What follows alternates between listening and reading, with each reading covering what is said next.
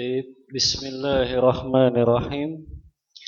السلام عليكم ورحمة الله وبركاته.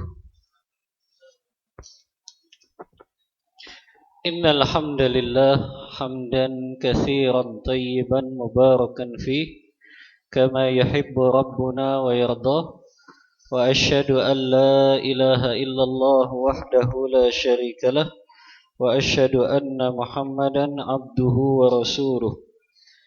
اللهم صل وسلم على نبينا محمد صلى الله عليه وسلم وعلى آله وأصحابه ومن تبعهم بإحسان إلى يوم الدين.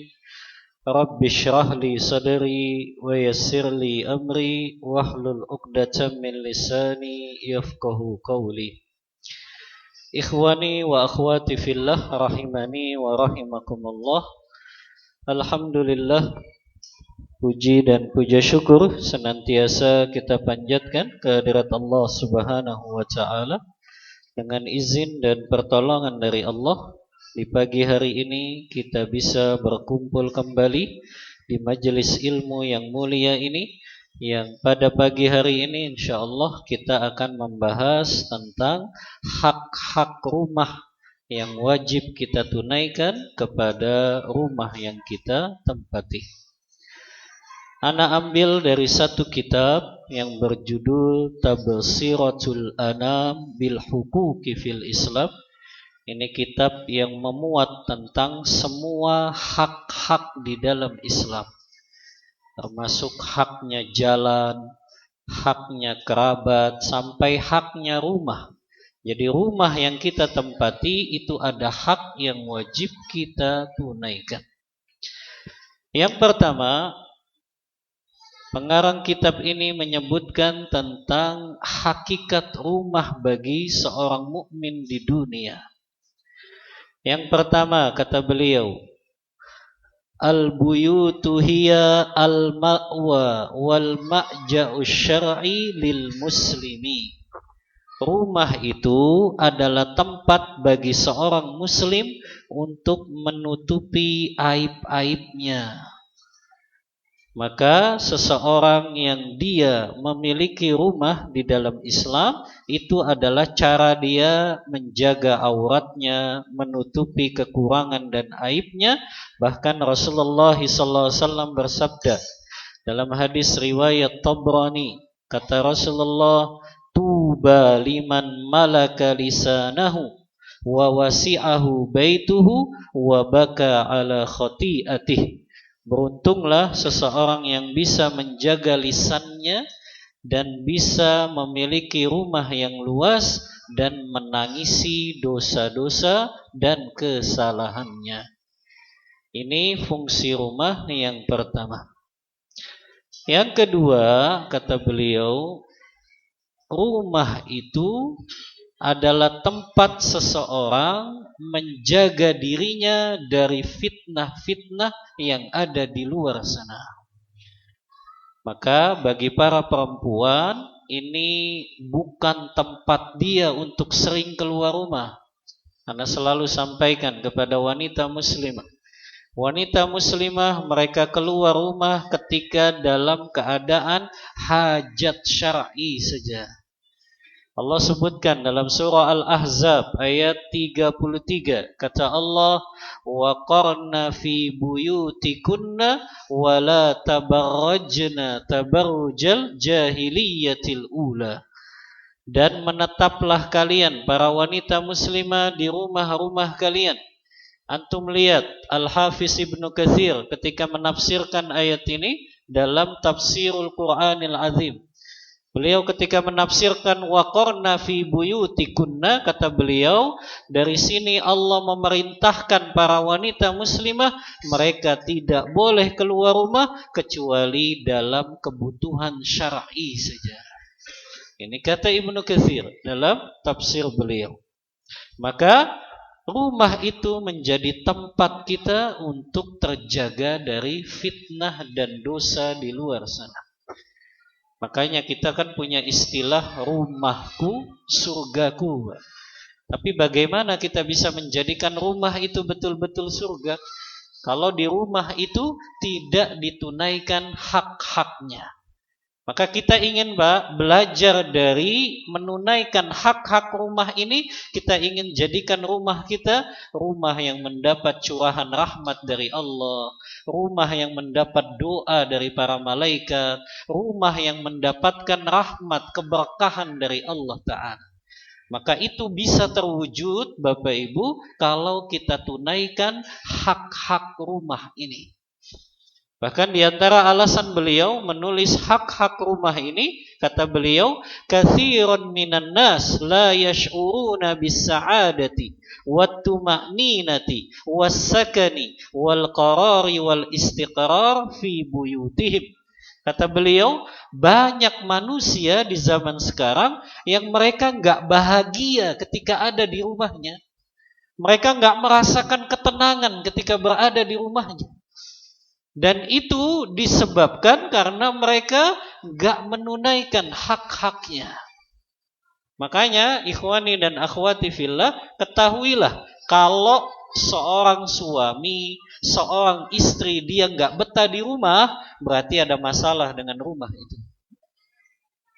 Ya, apalagi kalau dia hobinya traveling. Ya, apalagi ini wanita muslimah, ya. Kalau dia sudah hobinya traveling, berarti ada masalah di rumahnya. Ya, sama ibu. Kalau suaminya nggak betah di rumah, itu berarti ada masalah di rumahnya. Karena rumah itu harusnya menjadi surga bagi orang yang beriman. Artinya dia betah, karena di rumahnya dia dapat ketenangan. Di rumahnya dia dapat kenyamanan, dia dapat kebahagiaan. Tapi dengan syarat ini, dia menunaikan hak-hak rumah ini. Maka ketahuilah orang yang belum bahagia, orang yang belum merasakan ketenangan ketika berada di dalam rumahnya, ini menunjukkan ada masalah di dalam dia menunaikan hak-hak rumah ini. Taib, kita bahas sekarang apa saja itu hak-hak rumah yang wajib kita tunaikan. Awalan, yang pertama kata beliau, an nu'assisaha ala taqwa minallahi ta'ala. Hak rumah yang pertama, bangunlah rumah tersebut di atas landasan ketakwaan kepada Allah Ta'ala. Jadi membangun rumah itu bukan sekedar butuh kebutuhan materi Bapak Ibu. Tapi ternyata lebih dari itu. Kita bangun rumah kita di atas landasan ketakwaan kepada Allah. Apa maksudnya membangun rumah di atas landasan takwa? Yang pertama kata para ulama, ini dijabarkan lagi oleh ulama. Apa yang dimaksud membangun rumah di atas landasan takwa? Yang pertama, alladzi yabni baitahu minal malil halal. Dia bangun rumahnya tersebut dari harta yang halal. Ini membangun rumah di atas landasan takwa kepada Allah.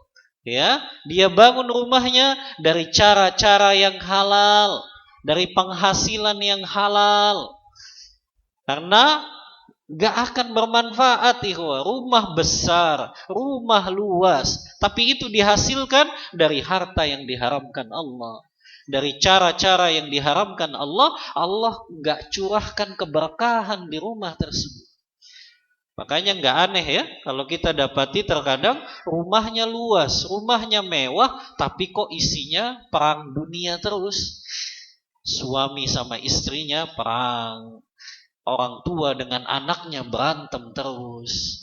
Jangan-jangan ada masalah ini.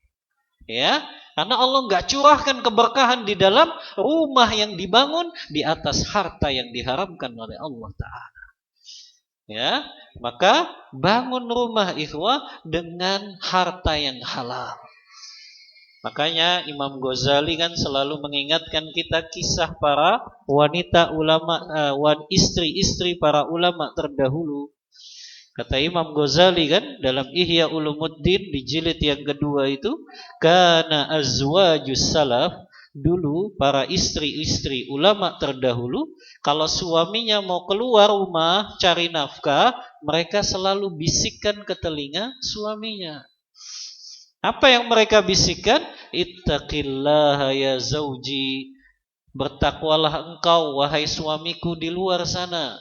Cari harta yang halal. Karena aku dan anakmu di rumah ini masih bisa menahan lapar dan dahaga di dunia ini. Tapi kami gak akan mampu kalau nanti pada hari kiamat kami menelan api-api neraka dalam perut-perut kami. Allahu Akbar. Istri para ulama gak takut suaminya gak bawa uang. Yang lebih mereka takutkan suaminya pulang ke rumah bawa harta yang diharamkan oleh Allah Ta'ala. Itu yang lebih mereka takutkan. Apalagi orang yang membangun rumahnya dengan penghasilan yang haram. Itu mereka lebih takutkan lagi. Maka ini cara kita membangun rumah di atas landasan takwa. Pastikan nih, rumah yang kita bangun betul-betul rumah yang berasal dari harta yang dihalalkan oleh Allah, dari cara-cara yang dihalalkan oleh Allah Ta'ala. Ini makna pertama membangun rumah di atas landasan takwa. Yang kedua, kata para ulama, membangun rumah di atas landasan takwa kepada Allah, ba'idan anil israfi wat tabdzir. Menjauhi perkara-perkara yang berlebih-lebihan dan mubazir. Kita sering remehkan masalah ini di rumah Bapak Ibu. Anak-anak makanannya nggak habis kita buang. Ya, ada apalagi kalau acara-acara biasanya ya, kita buat acara di rumah, akhirnya makanannya terbuang-buang. Ya, bahkan mungkin ada pakaian-pakaian yang terbuang-buang. Ini mubazir dan ini bisa mengurangi keberkahan dalam rumah kita. Maka pastikan Bapak Ibu kalau anak kita makan, kita ajari untuk makan secukupnya dulu. Ngambilnya sedikit dulu. Jangan ngambilnya langsung satu baskom, habis juga enggak. Ya, maka ngambilnya secukupnya saja. Nanti kan kalau kurang tinggal nambah. Tapi kan manusia gitu, kadang pengen semua lauk itu diambil. Padahal ya, apalagi antum hadir walimah ya. Kesempatan itu tuh. Ya, hadir walimah semua lauk mau diambil, enggak taunya enggak habis juga gitu. Ya, maka hendaknya secukupnya saja, terutama di rumah kita ini. Istri kita ajarkan, anak-anak kita ajarkan untuk ngambil makanan secukupnya dulu. Ya, kalau memang kurang kan tinggal ambil lagi gitu. Ya, karena perbuatan mubazir ini bisa mengurangi keberkahan nih. Kata Allah Ta'ala dalam surah Al-Isra ayat 26-27. Allah berfirman, "Wala tubadzir tabdzira. Innal mubadzirina kanu ikhwana syayatin." Janganlah kalian berbuat mubazir, karena sesungguhnya orang-orang yang berbuat mubazir itu temannya syaitan. Ya.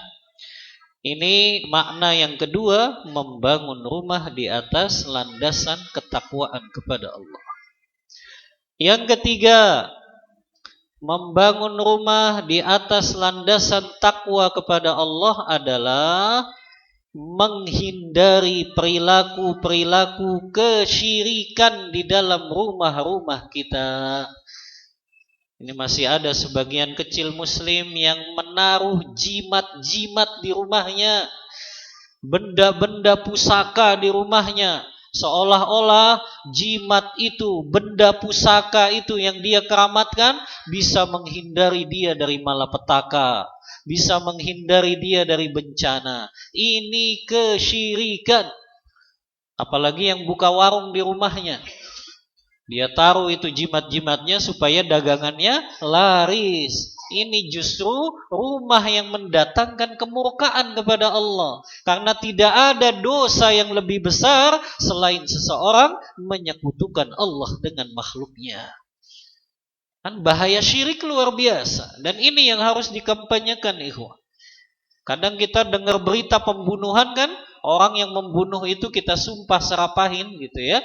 Kalau kita dengar berita zina, orang yang berzina itu kita juga cela. Tapi ketika ada orang datang ke dukun, percaya jimat, kok kita biasa-biasa aja. Padahal itu dosa yang paling besar. Kalau dia wafat dalam keadaan belum bertaubat kepada Allah, Allah katakan kekal di neraka selama-lamanya. Innallaha la yaghfiru an yushraka bihi wa yaghfiru ma duna dzalika liman yasha. Surah An-Nisa ayat 48. Jelas kok. Orang yang wafat dalam keadaan berbuat syirik dan dia belum bertaubat dari syiriknya, kekal di neraka selama-lamanya. Gak ada kesempatan untuk dia masuk ke dalam surganya Allah. Maka bahaya syirik ini yang harus sering kita sampaikan kepada kaum muslimin dan muslim. Yang kedua, orang yang berbuat kesyirikan, ya, semua amalnya terhapus, ikhwah.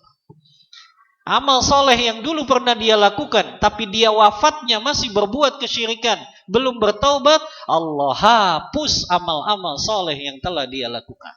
Gak ada pahala lagi di sisinya. Dalilnya surah Al-Ahzab, Allah Ta'ala berfirman, la in asyrakta la yahbatanna amaluk. Apabila engkau berbuat syirik wahai Muhammad, maka amalmu akan kami hapus. Maka jangan ada lagi kesyirikan di dalam rumah-rumah kita. Percaya pada benda keramat, benda pusaka, jimat-jimat, ini semuanya kesyirikan. Kata Rasulullah, innar ruqa wat tamaima wat tiwalah syirkun. Sesungguhnya mantra-mantra, jampi-jampi, jimat-jimat, benda-benda yang dianggap dia memiliki sesuatu yang keramat, maka itu semuanya adalah kesyirikan. Ya. Karena kita selalu meyakini tidak ada yang bisa membawa manfaat, tidak ada yang bisa mendatangkan manfaat dan bahaya kecuali hanya Allah saja. Maka tidak percaya kita kepada benda-benda yang dikeramatkan, jimat-jimat, itu semuanya kesyirikan. Maka hindari itu dari rumah-rumah kita. Karena itu rumah yang justru mendatangkan kemurkaan dari Allah Ta'ala. Bagaimana Allah nggak murka? Allah disekutukan dengan makhluknya. Seseorang itu beribadah di satu sisi kepada Allah, tapi di sisi yang lain dia minta-mintanya kepada selain Allah. Maka ini kesyirikan yang justru membawa kemurkaan Allah ke dalam rumah tersebut. Ini makna yang ketiga, membangun rumah di atas landasan ketakwaan kepada Allah Ta'ala. Dan ini hak yang pertama yang wajib kita tunaikan kepada rumah-rumah kita. Tsaniyan, hak yang kedua yang wajib kita tunaikan kepada rumah-rumah kita, kata para ulama, wa min haqqil buyuti alaina an naj'alaha makanan li dzikrillahi daiman. Di antara haknya rumah yang wajib kita tunaikan, kita jadikan rumah tersebut tempat untuk banyak berzikir kepada Allah Ta'ala. Jadi rumahnya kita tempat banyak zikir, ikhwah. Ya. Bagaimana bentuknya memperbanyak zikir di rumah-rumah kita? Yang pertama, al-iktsaru min tilawatil Qur'an. Memperbanyak membaca Al-Quran di rumah-rumah kita. Jadi baca Al-Qurannya jangan cuma Ramadan, Bapak Ibu. Ya, di luar Ramadan pun kita, anak kita, istri kita, semuanya baca Al-Quranul Karim. Di antara keistimewaannya Al-Quran, di antara keajaibannya Al-Quran, Bapak Ibu, Al-Quran itu bisa memberikan efek kepada benda mati sekalipun. Jadi Al-Quran itu bukan hanya memberikan efek kepada makhluk yang bernyawa. Kepada benda mati sekalipun, Al-Quran itu bisa memberikan efek. Di antaranya kepada rumah kita. Dalam hadis riwayat Ad-Darimi dalam kitab Sunannya, hadis ini dihasankan oleh Syekh Albani. Al-Imam Ad-Darimi mengutip perkataan sahabat Abu Hurairah radhiyallahu anhu. Sahabat Abu Hurairah, sahabat yang paling banyak meriwayatkan hadis. Jadi ini perkataannya siapa? Sahabat Abu Hurairah.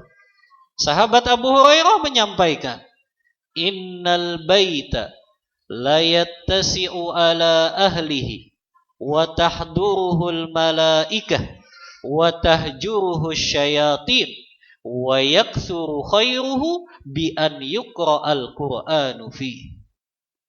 Kata sahabat Abu Hurairah, sesungguhnya rumah yang senantiasa dibacakan Al-Quran, dia dapat 4 keistimewaan. Sebaliknya, rumah yang gak pernah dibacakan Al-Quran, rumah yang jarang dibacakan Al-Quran, dia mendapatkan 4 kerugian dunia dan akhirat.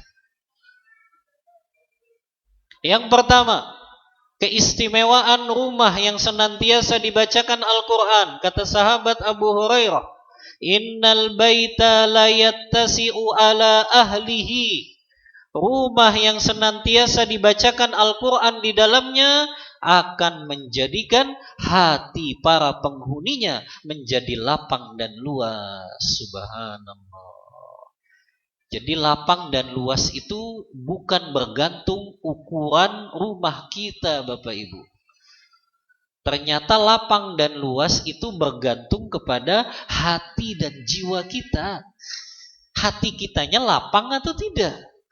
Dan orang yang punya hati yang lapang itu karena dia sering merutinkan baca Al-Quranul Karim. Jadi kata sahabat Abu Hurairah, orang yang rumah yang senantiasa dibacakan Al-Quranul Karim, Allah jadikan para penghuninya hatinya tuh lapang dan luas. Walaupun mungkin rumahnya ukuran tipe 21 gitu ya, tipe 36 yang mungkin standar saja atau bahkan kecil. Tapi ketika rumah itu senantiasa dibacakan Al-Quran, Allah jadikan hati para penghuninya lapang.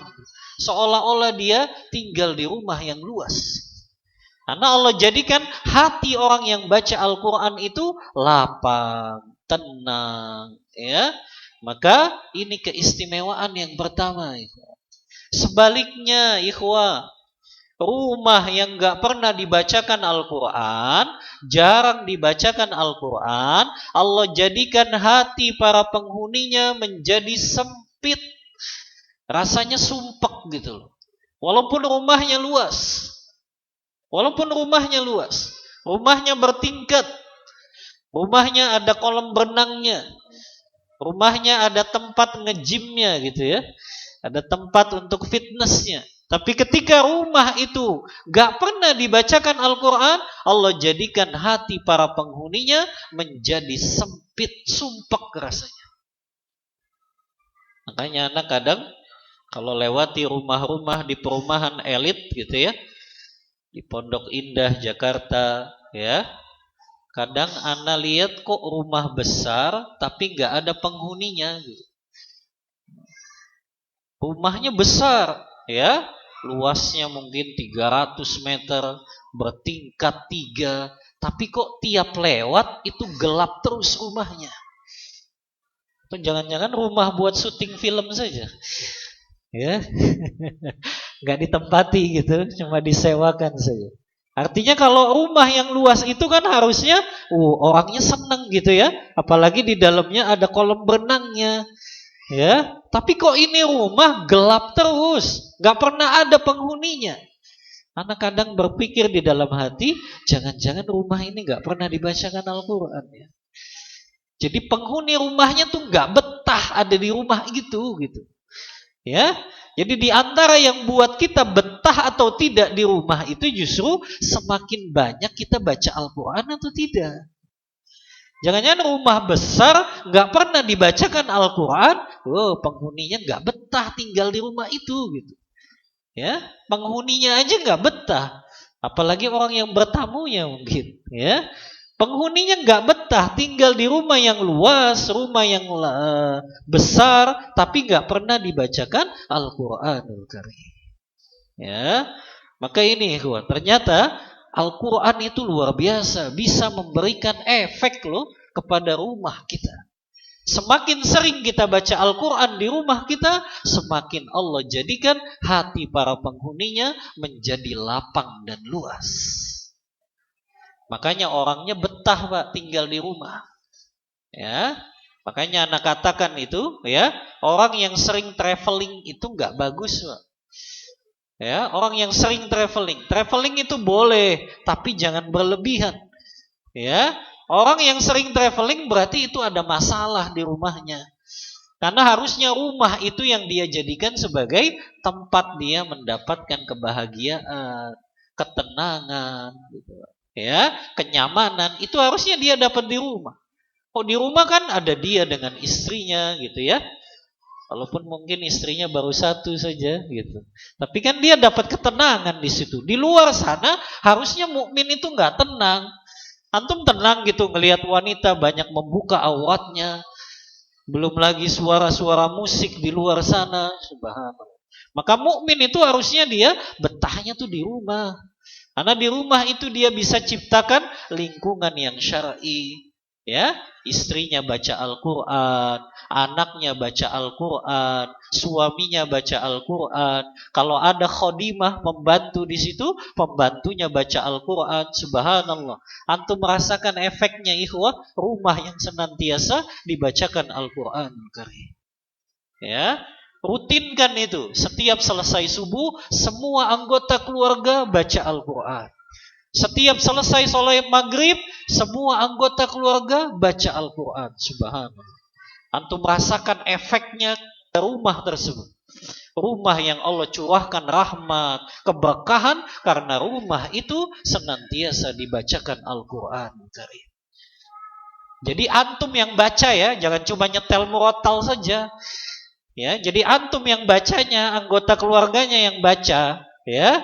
Kalau nyetel murotal kan kadang ibu-ibu sambil masak lah, sambil nyetrika lah, bapak-bapaknya sambil nyuci mobil lah, ya. Itu kan gak fokus akhirnya. Jadi antum yang bacanya, ya, antum yang bacanya Al-Quran itu dan rasakan efek kepada rumah tersebut. Ya. Ini keutamaan pertama, rumah yang senantiasa dibacakan Al-Quran. Yang kedua, kata sahabat Abu Hurairah, rumah yang senantiasa dibacakan Al-Quran di dalamnya, rumah tersebut akan dihadiri oleh para malaikat-malaikat Allah. Ya. Sebaliknya, rumah yang gak dibacakan Al-Quran atau jarang dibacakan Al-Quran, maka rumah itu malaikat-malaikat tidak mau masuk ke dalamnya. Lihat efeknya itu, ya. Al-Quran yang sungguh menakjubkan ini mengundang para malaikat datang ke dalam rumah kita. Apa efeknya itu? Kalau rumah kita dihadiri malaikat, ada efeknya enggak? Hah? Ada efeknya tidak kalau rumah kita dihadiri para malaikat? Ada tidak efeknya? Ada, Pak. Antum ingat gak ketika Allah menjelaskan tentang keutamaan malam Lailatul Qadar? Di antara keutamaannya apa Bapak Ibu? Tanazzalul malaikatu waruhu fiha biizni rabbihim min kulli amr salamun hiya hatta matla'il fajr. Kata Allah, keutamaan malam Lailatul Qadar itu, para malaikat turun di malam Lailatul Qadar itu semuanya. Sampai Imam Qurtubi dalam tafsirnya Jami' li Ahkamil Quran, semua malaikat turun ke muka bumi pada malam Lailatul Qadar, dari malaikat yang menjaga pintu langit yang pertama, sampai malaikat yang menjaga pintu langit yang ketujuh, sampai malaikat yang menjaga arsy-Nya Allah, semuanya turun pada malam Lailatul Qadar ke muka bumi ini. Makanya dalam hadis riwayat Imam Ahmad itu kan, dalam kitab musnadnya, kata Rasulullah, jumlah malaikat yang turun pada malam Lailatul Qadar jumlahnya melebihi butiran pasir yang ada di dunia ini. Allahu Akbar. Ya, itu malaikat yang turun pada malam Lailatul Qadar jumlahnya melebihi butiran pasir yang ada di dunia ini. Kita menghitung pasir satu bakol aja kan nggak bisa, ya. Ini melebihi butiran pasir yang ada di dunia. Lalu apa efeknya? Ada efeknya nggak, Pak? Malam Lailatul Qadar dengan turunnya malaikat? Ada. Allah jelaskan di akhir ayat ini, salamun hiya hatta matla'il fajr. Allah jadikan malam itu begitu tenang. Air-air yang mengalir di lautan tenang, air terjunnya tenang, angin-anginnya begitu tenang, cuacanya tidak terlalu dingin, tidak terlalu panas, sejuk. Itu diantara efek malaikat turun, Pak, ke muka bumi ini. Rumah kita kan gak seluas bumi ini, Pak. Ya, antum pikir coba, bagaimana bumi ini saja ketika dihadiri malaikat itu bisa memberikan efek membawa ketenangan kepada setiap makhluk yang ada di muka bumi ini. Maka bagaimana dengan rumah kita, Pak? Ketika rumah itu dihadiri oleh para malaikat, maka niscaya rumah itu penuh dengan ketenangan dan kenyamanan, Pak. Oh, yang hadir para malaikat, Pak. Yang malaikat itu hadir di rumah kita mendoakan penghuni rumahnya. Ya Allah, ampunilah dosa penghuni rumah ini. Ya Allah, berikan rahmat kepada mereka. Subhanallah. Gimana nggak tenang tuh, Pak, rumah kita. Malaikat hadir didoakan oleh malaikat. Ini, Pak, yang kita cari itu seperti ini. Rumah kita itu bukan sekedar dipenuhi dengan barang-barang mebel dan furniture yang mewah saja gitu ya. Bukan dengan sofa yang mewah, TV yang mewah, kitchen set yang mewah ya. Bukan sekedar itu, Pak. Tapi bagaimana kita mendatangkan efek rumah kita ini dapat curahan rahmat dari Allah. Di antaranya dengan Allah utus malaikat-malaikat itu hadir ke rumah-rumah kita dengan kita merutinkan membaca Al-Qur'anul Karim. Itu, Pak, ya. Jadi seorang mukmin tuh pandangannya bukan sekedar materi saja. Dia penuhi rumahnya dengan barang-barang mewah tapi nggak pernah dibacakan Al-Qur'an. Ya tadi akhirnya menjadi sempit hati para penghuninya. Dan malaikat gak mau hadir. Kalau malaikat gak hadir, gak ada ketenangan, Pak, di dalam rumah tersebut. Maka ini keistimewaan yang kedua, Pak. Kalau rumah itu dibacakan Al-Quran, maka dihadiri para malaikat. Efeknya apa? Membawa ketenangan dan kenyamanan untuk penghuni rumah tersebut. Yang ketiga, Pak. Rumah yang senantiasa dibacakan Al-Quranul Karim, kata sahabat Abu Hurairah, wa tahjuruhu syayatin. Rumah yang senantiasa dibacakan Al-Quran, rumah itu tidak betah syaitan tinggal di rumah tersebut. Jadi gampang, Pak, mau ngusir syaitan itu gampang. Sering-sering aja kita baca Al-Quranul Karim di rumah-rumah kita. Ya, jadi jangan pengen terhindar dari syaitan yang ada di rumah, datangnya ke dukun dan paranormal. Itu malah nambah banyak syaitannya di rumahnya. Ya, maka kalau ingin menjauhkan supaya syaitan ini tidak betah di rumah kita, maka dengan cara kita perbanyak baca Al-Quran. Makanya kata Rasulullah kan, dalam hadis riwayat Abu Daud, kata Rasulullah, la taj'alu buyutakum maqabir. Jangan kalian jadikan rumah-rumah kalian ini seperti kuburan-kuburan. Karena yang sepi dari Al-Quran itu hanya kuburan saja, Pak. Ya, jadi kalau rumah kita itu sepi dari Al-Quran, gak pernah dibacakan Al-Quran, itu sama dengan kuburan, pemakaman. Ya, karena di pemakaman lah tidak ada bacaan Al-Quran. Ya, Makanya jangan kalian jadikan rumah-rumah kalian itu seperti kuburan. Maknanya jangan kalian sepi dari Al-Qur'anul Karim. Ya.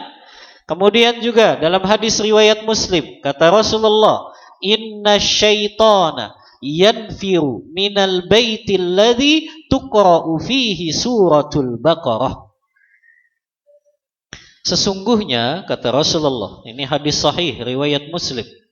Sesungguhnya syaitan kabur, tidak betah tinggal di rumah yang di dalamnya dibacakan surah Al-Baqarah.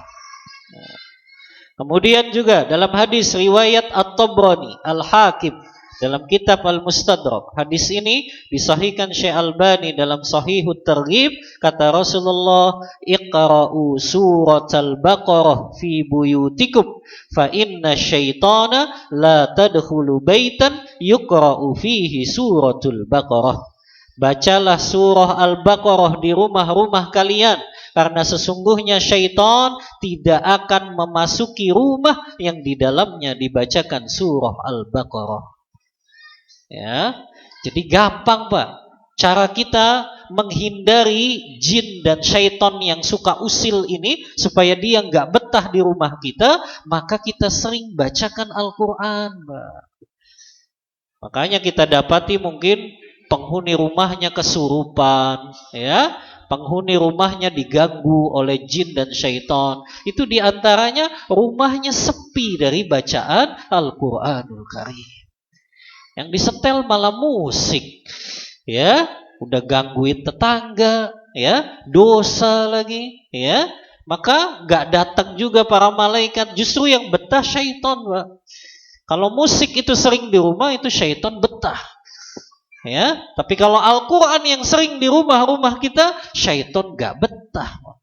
Ya, maka inilah keutamaan ketiga, Pak. Kalau kita sering merutinkan baca Al-Quran di rumah-rumah kita, syaitan lari, Pak, kabur, gak betah di rumah yang di dalamnya sering dibacakan Al-Quranul Karim. Ya. Yang keempat, Pak, keutamaan rumah yang senantiasa dibacakan Al-Quranul Karim, kata sahabat Abu Hurairah, wa yakthuru khairuhu. Rumah yang senantiasa dibacakan Al-Quranul Karim, rumah tersebut akan Allah curahkan kebaikan yang banyak. Jadi Allah jadikan suaminya menjadi baik, Allah jadikan istrinya menjadi baik, Allah jadikan anak-anaknya menjadi baik, Allah jadikan kalau ada pembantu tukang kebun di rumah itu, Allah jadikan mereka pun jadi baik. Ini efek Al-Quran yang dahsyat ini, Pak. Ya, Allah jadikan hati para penghuni rumah itu mereka mendapatkan kebaikan semuanya. Waktunya jadi bermanfaat, waktunya jadi berkah. Setiap aktivitas di rumah itu Allah curahkan keberkahan dan rahmat. Maka ini Pak ya, 4 keistimewaan rumah yang senantiasa dibacakan Al-Quranul Karim. Berarti sebaliknya Pak, rumah yang tidak pernah dibaca Al-Quran atau jarang dibacakan Al-Quran, dia dapat 4 kerugian yang sebaliknya ini Pak. Berarti Allah jadikan hati para penghuninya sempit. Yang kedua, rumah itu tidak dihadiri malaikat. Yang ketiga, rumah itu justru para syaitan betah di dalam rumahnya. Dan yang keempat, Allah curahkan kebaikan yang sedikit ke dalam rumah tersebut. Maka ini keutamaan rumah yang senantiasa dibacakan Al-Quranul Karim. Yang kedua, Pak, memperbanyak rumah kita ini dengan berzikir kepada Allah. Kata para ulama, perbanyak solat sunnah di rumah kita. Nah, ini Pak, menjadikan rumah itu tempat kita memperbanyak zikir kepada Allah. Perbanyak solat sunnah Pak. Karena kata Rasulullah kan, afdolus solati, sebaik-baik solat sunnah itu kan di rumah Pak. Ya, kalau memang kita mampu melakukannya di rumah, minimal qiyamul lailnya Pak, kita hidupkan itu di rumah kita. Jangan sampai rumah kita sepi dari qiyamul lail, bangun di sepertiga malam. Ya. Karena pernah sampaikan Pak ya, orang yang sering bangun Pak untuk sholat malam, sholat tahajud dan sholat witir di sepertiga malam, itu menunjukkan orang yang tawakalnya begitu besar kepada Allah Ta'ala. Jadi orang itu Pak, kalau dia tawakalnya begitu besar kepada Allah, dia rela untuk bangun di sepertiga malam. Karena dia tahu ini waktu dia untuk menyampaikan hajat-hajatnya. Ini waktu dia untuk menyampaikan kebutuhan-kebutuhannya kepada Allah. Ini waktu dia untuk menyampaikan keinginan-keinginannya, masalah-masalahnya, kesulitan-kesulitannya.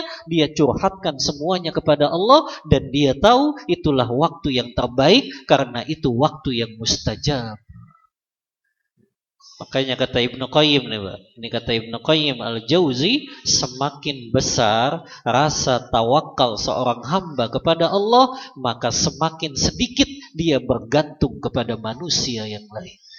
Allahu Akbar. Di antara bukti Pak, seseorang tawakalnya besar kepada Allah, dia relakan itu, dia bangun di sepertiga malam. Dia rela, dia tidak tidur nyenyak mungkin, atau dia rela bangun dari kasurnya yang empuk, dia tinggalkan kantuknya demi untuk menyampaikan hajat-hajatnya di sepertiga malam. Semakin besar Pak tawakal seorang hamba, semakin sering dia bangun di sepertiga malam untuk melaksanakan sholat tahajud dan witir. Maka ini Pak ya, qiyamul lailnya kita bangun di rumah kita, ya. Kurang dekat ya. Sudah jelas mudah-mudahan di basement.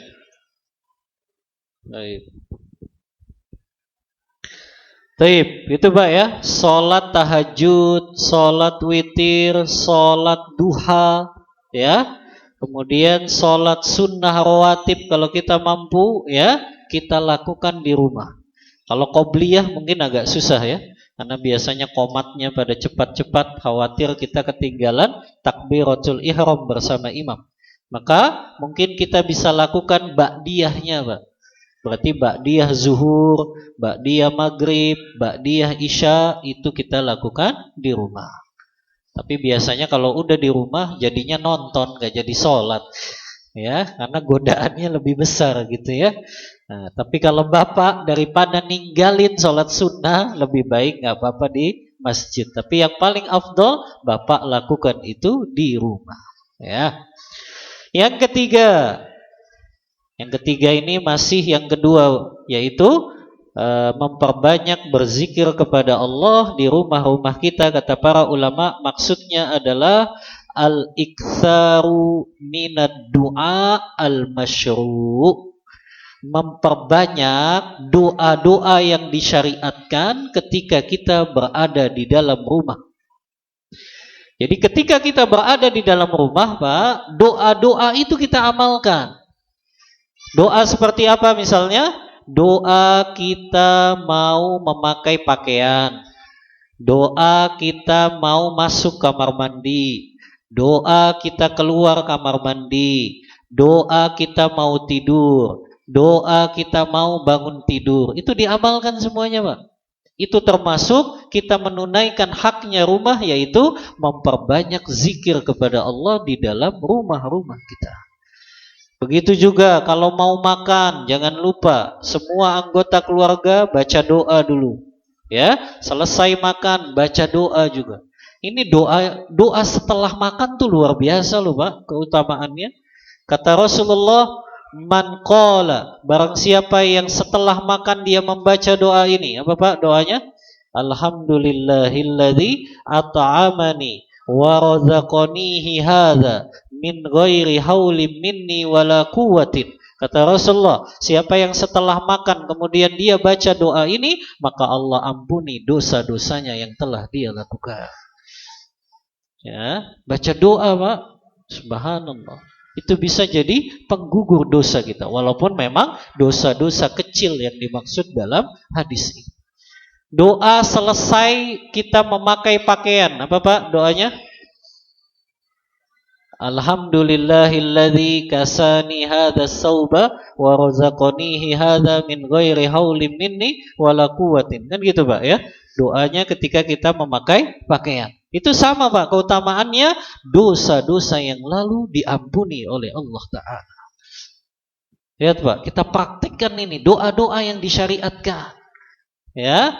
Jadi semua anggota keluarga setiap melakukan ya aktivitasnya di rumah, selain dia mulai dengan basmalah, dia iringi dengan doa-doa yang disyariatkan. Ya, sebelum tidur apalagi, Pak ya, itu kan banyak sekali anjurannya. Membaca ayat kursi, membaca Al-Ikhlas, Al-Falaq, An-Nas, baru kemudian baca doa mau tidurnya.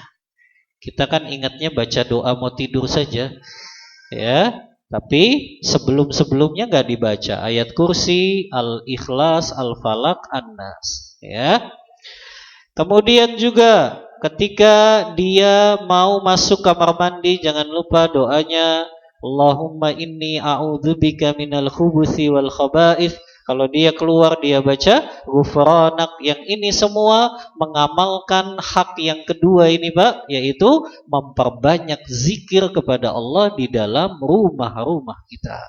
Ya, anak-anak kita juga dibiasakan, Bapak Ibu. Ketika mereka di dalam rumah, setiap aktivitas yang mereka lakukan diajarkan doa-doanya. Doa yang sesuai syariat, ya. Makanya kurikulum TK itu jangan yang berat-berat lah. Antum ada nggak yang ngajar TK di sini, ibu-ibu? Ya, minimal mereka hafal itu doa-doa yang disyariatkan tadi. Mereka mau makan apa doanya yang sesuai sunnah Rasulullah. Mereka selesai makan apa doanya. Mereka mau pakai pakaian apa doanya. Mereka mau masuk kamar mandi apa doanya. Keluar kamar mandi apa doanya. Minimal yang kayak gitu aja lah yang dihafalkan anak TK. Ya, yang penting mereka bisa pengamalannya di rumah. Nah, itu lebih mudah lagi orang tuanya untuk sama-sama mengamalkan, memperbanyak doa di dalam rumah tersebut. Nah, ini hak yang kedua yang wajib kita tunaikan kepada rumah kita, memperbanyak zikir kepada Allah Ta'ala. 3 tadi, Pak ya. Memperbanyak zikir itu senantiasa membaca Al-Quran. Yang kedua, memperbanyak solat-solat sunnah. Yang ketiga, membaca doa-doa yang disyariatkan. Yang ketiga, kata beliau, wa min haqqil buyuti alaina an nutahhiraha minal mukhalafati syar'iyyah. Di antara haknya rumah yang wajib kita tunaikan, mensucikan rumah-rumah kita dari pelanggaran-pelanggaran syar'i. Setiap ada pelanggaran syariat, Pak, harus kita bersihkan di dalam rumah kita. Beliau sebutkan ini ada banyak sekali. Ada 5 pelanggaran syariat yang sering ada di rumah-rumah kaum muslimin. Yang pertama, kata beliau, pelanggaran syariat yang harus kita hilangkan di rumah-rumah kita, ittikhadut tasawiri fil buyut wa ta'liqiha 'alal judran wa hadha yumna'u duhulal malaikah fi hadzal bait. Pelanggaran syariat yang pertama, Pak, ya, yang harus kita hilangkan di dalam rumah kita, menjauhi rumah-rumah kita untuk tidak memajang gambar-gambar makhluk yang bernyawa. Ya, lukisan-lukisan makhluk yang bernyawa, Bapak Ibu. Ya, Rasulullah yang menyampaikannya dalam hadis muttafaqun alaih ini. Hadis Bukhari dan Muslim dalam kitab sahih keduanya. Kata Rasulullah, la tudkhalul malaikatu baitan fihi kalbun wala tasawir. Malaikat-malaikat tidak akan mau memasuki rumah yang di dalamnya ada anjing dan di dalamnya ada gambar-gambar makhluk bernyawa. Tapi ingat Bapak Ibu, malaikat yang tidak masuk di sini malaikat rahmat. Adapun malaikat maut tetap bisa masuk, Bapak Ibu. Ya, malaikat maut tetap bisa masuk. Jadi jangan Bapak Ibu pikir kalau gitu saya pajang aja Ustaz lukisan makhluk bernyawa, ya, biar malaikat maut nggak masuk. Enggak, malaikat maut nggak ada verbodennya Bapak Ibu. Dia bisa menembus apapun itu. Kalau sudah datang ajalnya, maka malaikat maut mampu menembus benteng yang kokoh sekalipun. Aina ma takunu yudrikumul maut walau kuntum fi burujim musyayyadah. Begitu kata Allah dalam surah An-Nisa ayat 78. Dimanapun kalian berada, kalau sudah datang ajalnya, maka Allah akan cabut nyawa seorang hamba, walaupun dia bersembunyi di balik benteng yang kokoh. Ini yang pertama Bapak Ibu ya. Tidak boleh memajang, menempel gambar-gambar makhluk bernyawa di dalam rumah kita. Ya. Bagaimana dengan foto? Foto boleh nggak Bapak Ibu? Foto memang tidak, mayoritas ulama tidak menyamakan foto dengan gambar makhluk bernyawa. Ya, artinya foto itu diperbolehkan, Pak. Tapi kalau untuk memajangnya, mayoritas ulama tetap melarangnya. Karena itu bisa menjadi sebab malaikat rahmat pun tidak masuk ke dalam rumahnya. Apalagi foto yang dipajang, foto habis haji lagi di balik Ka'bah. Ya, itu kan bisa merusak keikhlasan, ya. Kita masuk ke rumah orang, ada foto dia lagi berdoa di depan Ka'bah, subhanallah. Ya, ini kan bisa merusak keikhlasannya. Ya, maka foto juga Pak dihindari. Bapak yang punya foto-foto penting disimpan saja Pak, di laci-laci lemari saja, itu nggak apa-apa.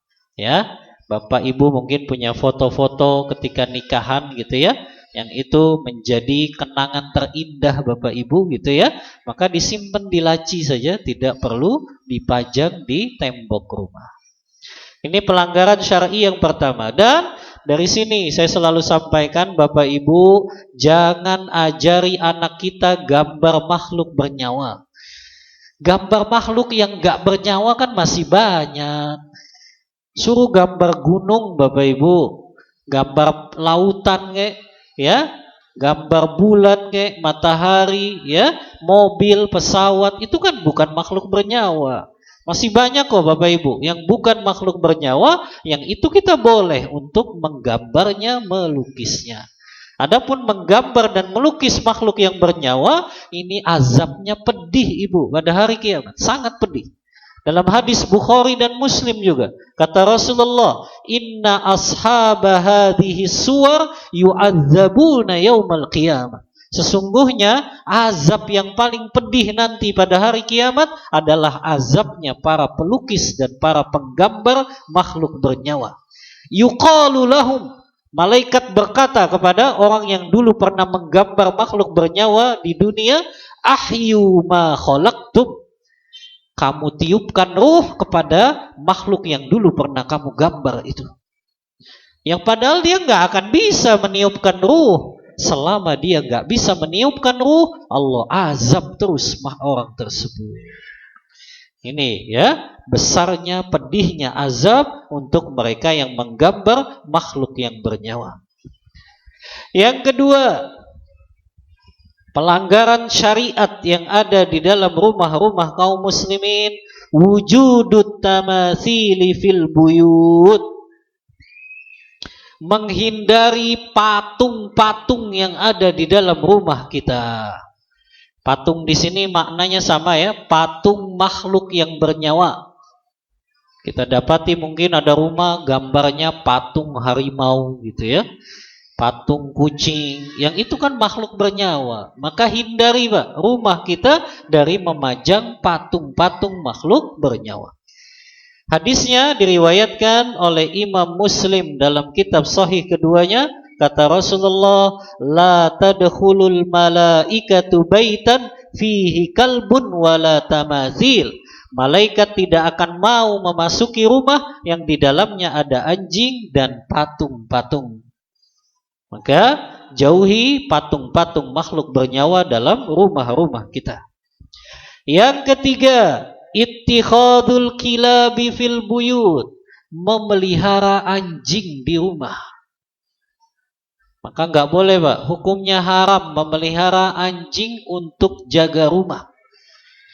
Karena memelihara anjing itu boleh untuk dua perkara saja, Pak. Disebutkan dalam hadis riwayat Bukhari dan Muslim. Kata Rasulullah, "Man iqtana kalban illa kalba saydin aw masyiyatin yankusu min ajrihi kulla yaumin qiratan."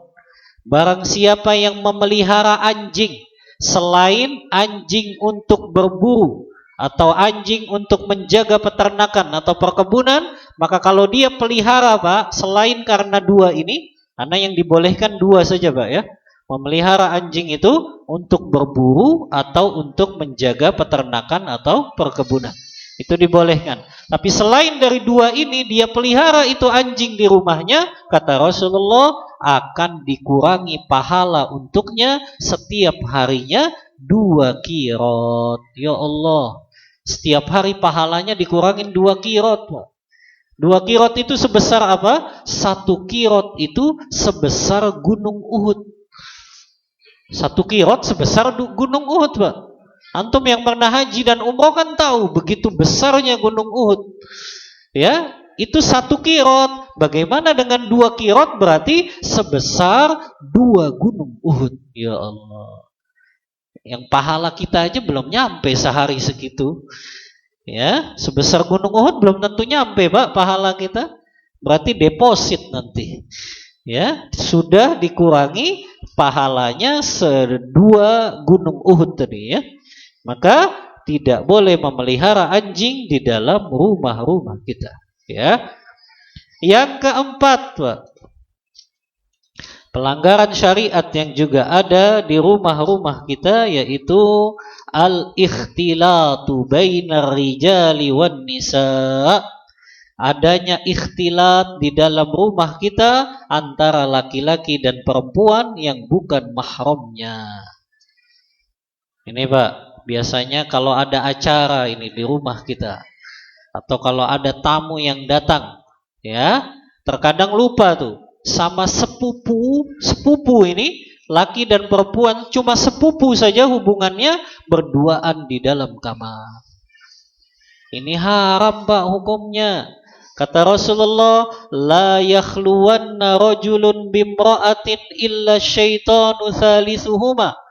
Tidaklah 2 orang, laki dan perempuan, berduaan saja di satu tempat kecuali yang ketiganya adalah syaitan. Ya. Kita lagi sholat saja, Pak, kita dilarang sholat berduaan saja dengan perempuan yang bukan mahram kita. Bapak sholat nih di rumah, tapi ada sepupunya perempuan ikut di satu kamar saja, di dalam kamar. Boleh nggak, Pak? Nggak boleh, diharamkan oleh para ulama. Walaupun ulama beda pendapat sah atau tidak. Pendapatnya sah sholatnya, tapi dia berdosa karena dia sholat sambil ikhtilat, berduaan saja. Itu dalam sholat, Pak. Dalam sholat kita dilarang berduaan dengan yang bukan mahram kita. Apalagi boncengan, apalagi di bawah pohon berduaan, apalagi di bioskop, Pak, ya, itu lagi sholat saja kita dilarang berduaan dengan perempuan yang bukan mahram. Maka hati-hati nih, Pak, di rumah kita harus menjaga tetap tidak boleh ikhtilat dengan yang bukan mahram kita. Ikhtilat tuh maksudnya berduaan saja, Pak. Terkadang kan gitu ya, kita dengan sepupu kita nih, sepupu perempuan ngajak ngobrol misalnya di kamar, berduaan saja, itu haram hukumnya, Pak. Gak boleh. Sepupu itu bukan mahram kita. Termasuk, Pak, ipar-ipar kita. Ipar itu bukan mahram kita, Pak. Bahkan Rasulullah memberikan peringatan ini kepada kita, hati-hati dengan ipar-ipar kita ini. Kata Rasulullah dalam hadis riwayat Bukhari dan Muslim, Rasulullah bersabda, "Iyyakum wad-dukhula 'alan nisa." Jauhilah oleh kalian memasukkan perempuan-perempuan yang bukan mahramnya ke dalam rumah. Faqala rajulun minal ansar, berkata seorang laki-laki dari kalangan Ansar, afara'aital hamwa, wahai Rasulullah, bagaimana dengan ipar-ipar kami? Apa kata Rasulullah? Qala alhamu huwal maut. Ipar-ipar kalian itu bisa membinasakan kalian. Jadi nggak boleh, Pak, kita berduaan di kamar dengan kakak ipar kita yang bukan mahram kita. Ya, walaupun menurut kita biasa, Pak, ya, tapi enggak, dalam syariat dilarang. Dari situlah, Pak, berapa banyak pintu perselingkuhan terbuka. Ya, padahal sama-sama kerabat tuh. Ya, kan bisa aja terjadi, ya. Seseorang malah suka dengan kakak iparnya. Ya, na'udzubillah. Ini bisa menjadi sebab perzinahan akhirnya. Maka ini, Pak, pelanggaran syariat, ya. Yang keempat yaitu kita berhati-hati untuk memasukkan wanita yang bukan mahram kita ke dalam rumah-rumah kita. Maksudnya di sini nggak boleh, Pak, memasukkan ke dalam tempat, ke kamar, ya, berduaan saja dengan yang bukan mahram kita, itu perkara yang dilarang oleh syariat, ya. Yang kelima, Pak, pelanggaran syariat yang juga banyak dilakukan kaum muslimin, ta'liqut tamaim, menempelkan jimat-jimat ini tadi, Pak. Ya, menempelkan jimat-jimat, ya, benda-benda pusaka yang dia anggap ini bisa membawa kesaktian, maka ini juga perilaku yang diharamkan. Jauhi, Pak. Jangan percaya itu dengan jimat-jimat itu bohong semuanya, dusta. Karena tidak ada yang bisa mendatangkan manfaat dan bahaya kecuali hanya Allah saja. Tadi sana sudah bawakan hadisnya. Rasulullah bersabda dalam hadis riwayat Abu Daud, "Innar ruqa wat tamaima wat tiwalah syirkun." Sesungguhnya mantra-mantra, jampi-jampi, jimat-jimat, semua itu membawa kepada kesyirikan. Ya. Yang terakhir, Pak, hak yang keempat. Rabi'an, wa min haqqil buyuti alaina an nata'addaba ma'aha bil adabil islamiyati. Di antara haknya rumah, Pak, yang wajib kita tunaikan, kita menerapkan adab-adab Islami di dalam rumah-rumah kita. Seperti apa contohnya? Seperti meminta izin. Kalau kita mau memasuki rumah orang lain, Pak, kita minta izin. Begitu juga anak-anak kita ajarkan, Pak, kalau dia mau masuk kamar orang tuanya, dia sudah balik, dia harus izin dulu, ketuk-ketuk. Ya, karena itu bisa menjadikan dia melihat aurat orang tuanya. Dan ini haram hukum. Ya, maka ajarkan anak-anak kita adab Islami, Pak, ketika berada di dalam rumah kita. Rasulullah Allah Ta'ala dalam surah An-Nur, Pak. Ini ayat yang membahas tentang adab kita meminta izin, ya, ketika kita ingin bertamu ke rumah orang. Surah An-Nur ayat 27 sampai 29, ya. Allah Ta'ala berfirman, "Ya ayyuhalladzina amanu la tadkhulu baitan ghaira buyutikum hatta tasta'nisu wa tusallimu ala ahliha." Wahai orang-orang yang beriman, jangan kalian memasuki rumah yang bukan rumah kalian sampai kalian meminta izin dan mengucapkan salam. Nah, ini adab ini penting, Pak, ya. Kalau kita tahu, kalau kita bertamu, kita sudah salam 3 kali, tidak ada yang keluar, maka pulang sudah, Pak. Adabnya seperti itu. Jangan dipaksa digedor-gedor rumah orang. Ya, ini kan nggak tahu adab. Ya, kalau sudah 3 kali salam, pulang sudah, Pak. Karena bisa jadi ada 2 kemungkinan. Dia memang nggak ada di rumah, atau memang dia lagi tidak mau menerima tamu, kan gitu. Ya, maka kita harus memahami adab-adab ini. Ya, kemudian juga, Pak, larangan kita mengintip dalam rumah orang. Ya, haram itu hukumnya, Pak.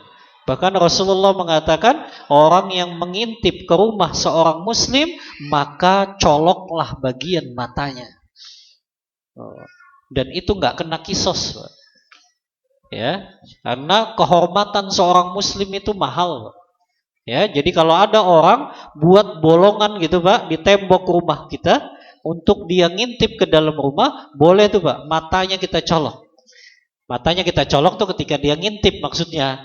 Ya, jangan dia lagi nyantai antum colok, ya nggak boleh. Ya, jadi dia lagi ngintip itu boleh dicolok Pak.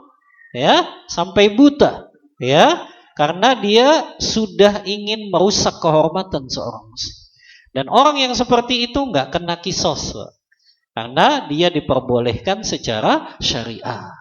Ya, jadi adab-adab di rumah ini kita terapkan.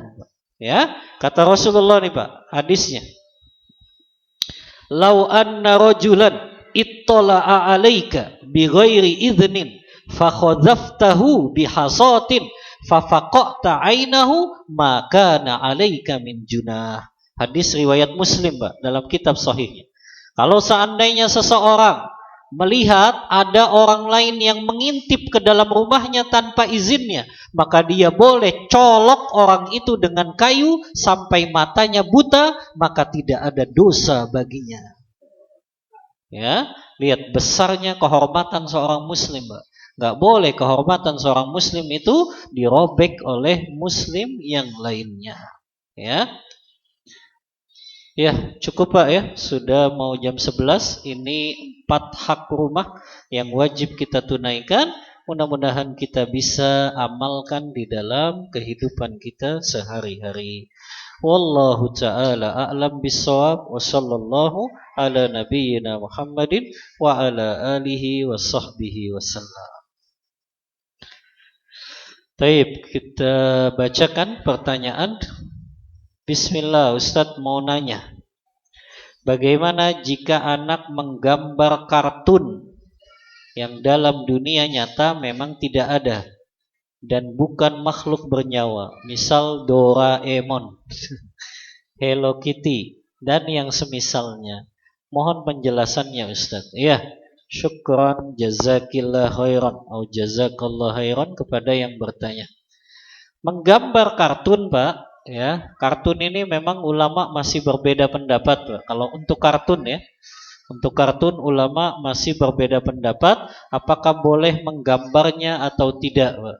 Ya, tapi wallahu a'lam, Pak, kalau gambar kartunnya itu sempurna, ada matanya, ada mulutnya, ada hidungnya, ya sempurna lah Pak, seperti manusia, itu tetap diharamkan, Pak. Tapi kalau kartunnya itu tadi matanya dihilangin misalnya, ya, atau mulutnya dihilangin, maka itu masih diperbolehkan, Pak. Karena ilah, Pak, sebab kenapa menggambar makhluk bernyawa itu diharamkan? Karena itu sama dengan menandingi ciptaan Allah Ta'ala. Padahal tidak ada yang berhak mencipta kecuali hanya Allah saja. Maka orang yang menggambar makhluk bernyawa, kenapa kok azabnya sangat pedih? Karena dia dianggap menandingi ciptaan Allah Ta'ala. Ya, maka Ibu, jawabannya adalah tergantung pada gambar kartun yang dia gambar. Maka kalau bisa dihilangkan gambar matanya, ya, gambar hidungnya atau gambar mulutnya sehingga dia tidak mirip gitu ya, atau tidak seperti makhluk yang bernyawa. Wallahu ta'ala a'lam bissawab. Ustaz mau tanya, sesungguhnya rumah yang dibacakan surah Al-Baqarah, maka syaitan akan kabur dan lari dari rumah.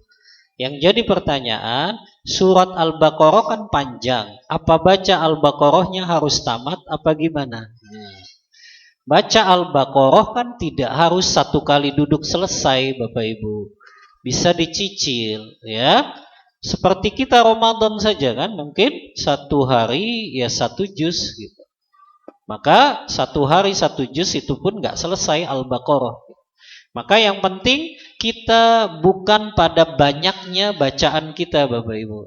Tapi yang lebih penting kita rutinkan itu setiap hari. Rumah kita tidak sepi dari Al-Qur'anul Karim. Ya. Jadi yang terpenting adalah kontinunya Bapak Ibu. Kontinuitasnya yang terpenting, kita rutinkan itu setiap selesai subuh, setiap selesai maghrib, kita rutin sekeluarga baca Al-Quran. Jadi tidak mengapa baca Al-Baqarahnya itu berkesinambungan saja. Ya, jadi tidak harus satu kali duduk, tapi bisa dengan cara dicicil-cicil sampai selesai baca surah Al-Baqarah. Wallahu ta'ala a'lam bishawab. Ustadz, bagaimana hukum memajang boneka makhluk bernyawa? Apakah hukumnya sama seperti patung? Nah, kalau boneka, Bapak Ibu, ini ada hadis khusus yang membolehkannya. Ya, jadi boneka ini ada hadis khusus yang membolehkannya. Hadisnya riwayat Bukhari. Ketika Aisyah sedang bermain boneka dengan perempuan yang lain. Aisyah ini masih usianya belia lah, gitu ya, masih bermain dengan perempuan yang lain, ya. Maka tiba-tiba Rasulullah datang. Kemudian Rasulullah bertanya kepada Aisyah, apa yang kalian mainkan itu? Kata Aisyah, ini boneka kuda wahai Rasulullah. Maka Rasulullah tidak mengingkarinya. Berarti dalil bahwasannya itu dibolehkan adalah Rasulullah tidak mengingkari boneka kuda yang dimainkan oleh Aisyah tadi. Jadi boneka kuda itu ada sayapnya yang Aisyah mainkan. Maka dari sini para ulama mengambil kesimpulan untuk boneka diperbolehkan. Wallahu ta'ala a'lam bishawab. Izin bertanya Ustaz, bolehkah di rumah ada boneka? Ini udah ya, sama pertanyaannya. Ya.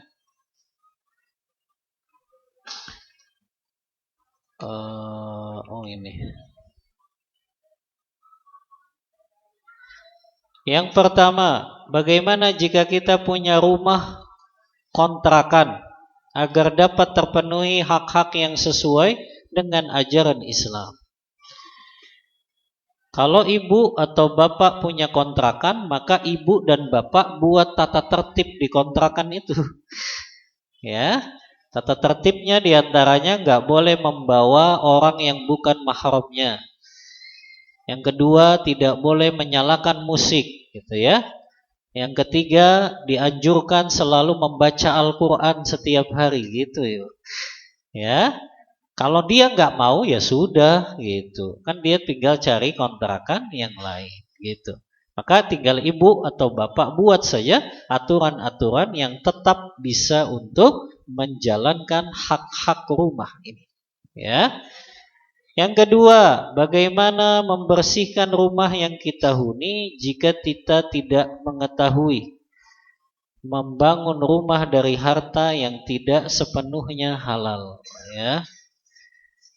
Wallahu ta'ala a'lam Bapak Ibu, kalau rumah itu ternyata ya dibangun dari harta yang diharamkan oleh Allah, cara bertaubatnya adalah dia ganti, Ibu.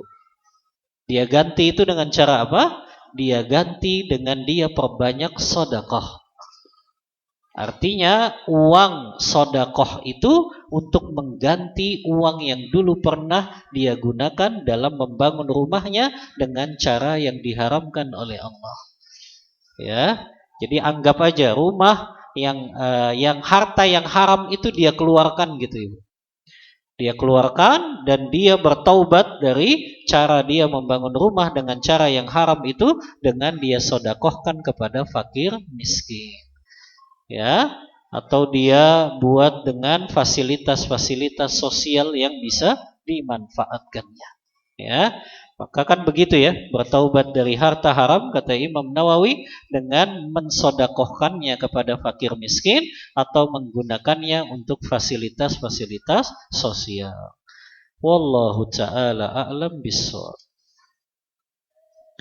Bismillah, bagaimana baiknya seandainya tinggal dengan orang tua yang masih suka apa nih? Suka melakukan pelanggaran yang membuat rumah itu tidak tenang, sedangkan orang tua sendirian, tidak ada keluarga lainnya. Apakah kita bersabar atau kita belikan rumah yang dekat dengan orang tua? Iya, jazakallah khairan. Pertanyaan yang sangat bermanfaat ya. Kalau ada orang tua kita tinggal di rumah, itu justru kesempatan kita dapat surganya lebih besar, Bapak Ibu. Jadi jangan anggap orang tua kita itu malah membawa beban, jangan. Tapi caranya juga dengan kita berakhlak yang mulia di hadapan mereka, supaya mereka bisa menerima dakwah yang kita sampaikan. Maka kalau orang tua kita masih melakukan pelanggaran syariat, maka tetap dinasehati pelan-pelan. Ya, dengan lemah lembut dikasih tahu dalilnya, ini dari Al-Qur'an, ini dari hadis-hadis Rasulullah, sampaikan itu dengan lemah lembut. Jadi jangan dibelikan rumah, kemudian orang tuanya tinggal sendiri, kasihan Bapak. Ya, sudah tinggal sama kita. Ya, kita layani kebutuhannya, kita urusi dia, tapi pelanggaran-pelanggaran yang dia lakukan pelan-pelan kita sampaikannya.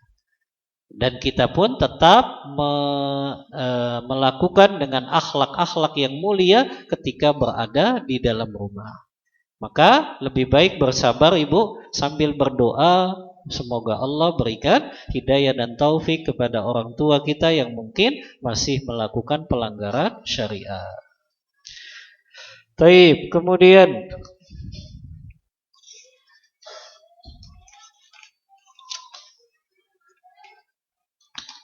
Afwan mau bertanya Ustaz, bagaimana hukumnya menggunakan foto untuk stiker WA dalam bermedsos? Maksudnya gimana stiker WA? Hah? Maksudnya dipajang di foto WA? Hah? Hah? Iya di itunya kan? Oh, bukan foto profil. Oh. Jadi yang cat-cat itu ya? Ya Allah. Stiker WA maksudnya itu ya, yang cat-cat itu. Wallahu a'lam. Kalau gambar itu gambar orang yang dia tidak ridho dijadikan itu, kita berdosa. Biasanya ada kan foto teman kita jadiin stiker WA. Ya. Sambil dia beginilah ya. Sambil dia apalah. Itu kalau orangnya nggak ridho berdosa gitu, Pak. Ya. Maka lebih baik dihindari menggunakan stiker WA yang seperti itu. Kecuali memang itu gambarnya ya gambar apa ya? Gambar orang yang ketutup semuanya misalnya.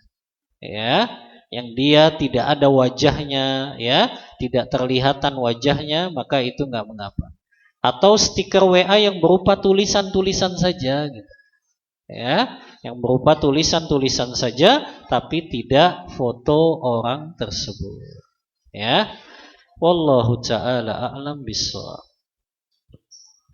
Bagaimana pakai baju gambar orang hidup? Enggak boleh. Ya. Enggak boleh karena selama baju tersebut ada gambar orang makhluk yang bernyawa, maka itu berdosa. Ya, maka caranya gimana? Ya sudah dibakar saja, ya, baju-baju yang masih ada gambar bernyawa, kecuali yang ulama bolehkan gambar kartun saja. Ya, gambar kartun itu masih dibolehkan sebagian ulama. Ya. Kemudian kalau gambar itu hanya sebagai pengikut saja, itu dibolehkan ulama. Pengikut tuh maksudnya gambarnya ada kecil gitu. Ya, jadi nggak gambar sengaja gede di depan kaosnya itu, ya, gambar makhluk bernyawa. Nah itu nggak boleh. Tapi kalau dia sebagai pengikut saja, asalnya nggak ada, asalnya gambar apa? Gambar mobil misalnya di bajunya, kemudian ada gambar kecil-kecil gitu ya, kayak orangnya, maka itu masih dibolehkan, Mbak. Karena itu hanya sebagai pengikut saja. Ya. Dan kaidah fikih mengatakan yughtafaru littabi ma la yughtafaru lil matbu. Kalau dia hanya sebagai pengikut saja maka itu dimaafkan. Kayak kita beli piring, Pak, ya. Kadang ada piring yang ada gambar makhluknya. Tapi kan yang kita pengen ya beli piringnya, bukan beli gambarnya. Bapak beli koran, ada nggak, Pak, gambar makhluk bernyawanya? Banyak, apalagi majalah-majalah, Pak, ya. Tapi yang pengen Bapak beli itu kan bisa baca artikelnya, baca beritanya. Jadi dia sebagai pengikut saja, maka itu dimaafkan. Ya. Wallahu ta'ala a'lam bishawab. Bagaimana pakai kalung kesehatan? Emang ada kalung kesehatan? Ya. Kalung kesehatan ini Bapak Ibu harus diuji secara klinis atau secara ilmu kedokteran, ilmu kesehatan, secara medis, ya. Apakah memang kalung itu bisa mendatangkan kesehatan atau tidak? Kalau ternyata kalung itu hanya dianggap sebagai jimat saja, yang dia bisa menjaga orang ini supaya nggak sakit, maka ini masuk ke dalam syirik. Maka butuh penelitian. Apa memang di dalam kalung ini terkandung gitu ya, sebuah zat yang ketika dia menempel dengan kulit kita itu bisa menjadikan kulit itu semakin sehat. Nah, itu butuh penelitian Bapak Ibu. Ya, butuh diuji secara medis apakah betul kalung itu memang secara medis bisa mendatangkan kesehatan. Bagaimana dengan ngojek suami orang lain? Ya Allah. Maksudnya ini istrinya, perempuannya ngojek terus bawa suami orang gitu. Bukan sebaliknya. Suami ngojek bawa istri orang. Sama, ini haram Bapak Ibu. Ya. Makanya ojek-ojek online cari yang antum itu sama-sama mahram. Sulit memang kalau bagi perempuan, ya. Ada nggak supir perempuan? Hah? Bisa milih nggak di aplikasi itu? Bisa milih. Ya, kalau bisa milih berarti pilih. Ya, kalau ibu-ibu mau keluar naik Grab, pilih yang supirnya perempuan. Ya, jangan pilih yang supirnya laki-laki. Ntar giliran mau turun mobil cium tangan lagi. Ya, padahal itu bukan mahramnya. Ya. Gak boleh Bapak Ibu. Sama naik ojek, apakah motor atau mobil, kalau supirnya bukan mahramnya, maka itu haram hukumnya. Apalagi sampai bersentuhan Bapak Ibu. Ya. Yang kata Rasulullah, ya, ditusuknya kepala salah seorang kalian dengan besi masih lebih ringan dibandingkan dengan seseorang menyentuh yang bukan mahramnya. Jadi ditusuknya kepala kita dengan besi, Pak, masih lebih ringan dibandingkan seseorang menyentuh lawan jenis yang bukan mahramnya. Maka nggak boleh ngojek ya dengan yang bukan mahram gitu. Bagaimana hukumnya dengerin gosip tetangga? Kalau depan rumah ada ngumpul, ya nggak usah didengerin Bapak Ibu. Ya. Karena di antara tanda ibadur rahman itu mereka kalau mendengar perkataan-perkataan yang diharamkan oleh Allah, mereka tinggalkan majelis tersebut. Maka majelis gosip jangan dihadiri, Bapak. Ya.